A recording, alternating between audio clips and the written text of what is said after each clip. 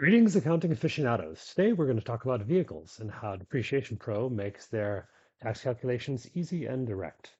We are starting with a C Corp called So You Like Cars, for which we will upload several of them. A fleet of 8.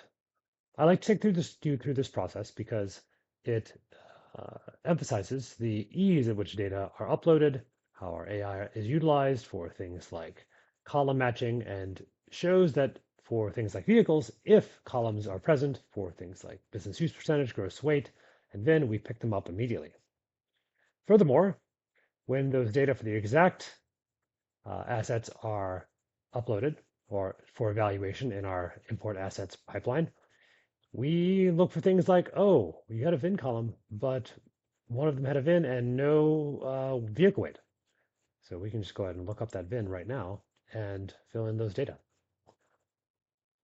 Let's import everything, which we did in under a second, and leaves us with these 8 items to examine. So let's take a look at a few of them. We have a BMW here, fancy car, $68,000. Why aren't we fully depreciated? Well, it's too light. It's not over the 6,000 pound weight limit. Our software knows this right away. And so we call out the 280F cap, which limits it and allows us to depreciate in the following years. That, of course, differs from other vehicles. Let's see if we can find a good one. Sure, the Cadillac, another fancy vehicle, but this one's heavier. And so here we are, 7,100 pounds, and there's your full depreciation.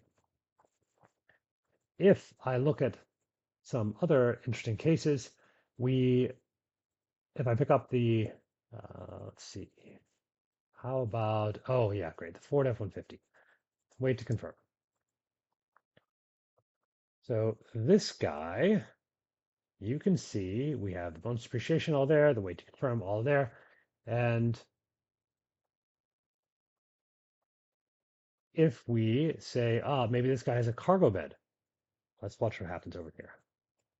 So I set the cargo bed exempt from this 179 SUV cap, so long as cargo bed. And so we can save and recalculate. And there it is. Everything goes right under the section 179.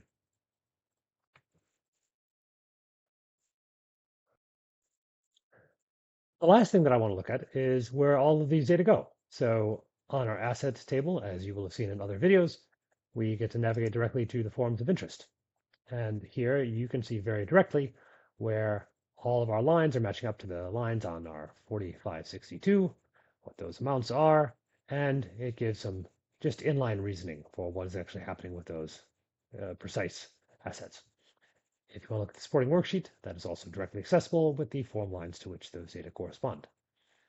That, in a nutshell, is how we roll with vehicles, giving you the information that you need to make the decisions, calling out the places where tax decisions are being made, and hopefully making it as easy as possible for you to get your work done when vehicles are involved.